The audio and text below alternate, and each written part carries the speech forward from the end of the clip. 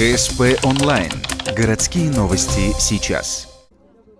Среда, 11:00, памятник павшим воинам-афганцам. Из года в год, 15 февраля, тут людно. Рядом со стелой черный тюльпан. Кадеты, ветераны, простые горожане. Все они пришли сюда не случайно. 28 лет назад, 15 февраля, Афганистан покинули последние советские солдаты.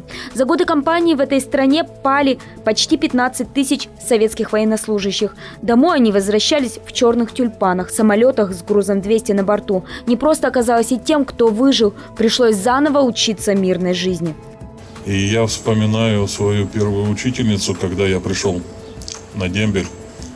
Она меня увидела, мы с ней поговорили, потом встретились через 2 года.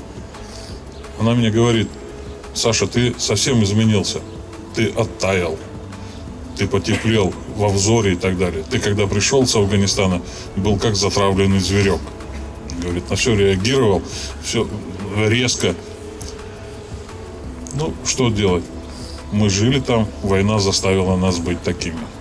Дни, проведенные в Афгане, они не забудут никогда. Воспоминания остались в памяти, скудных фото, их почти невозможно было вывести с места службы. Ну и, конечно же, в стихах и песнях, трогающих до глубины души. Огоньки сигарет, смех друзей, а в нем мужские слезы. Высохшей реки дымный след мы нашли. Спустя некоторое время день вывода войск из Афганистана стал днем памяти всех воинов-интернационалистов.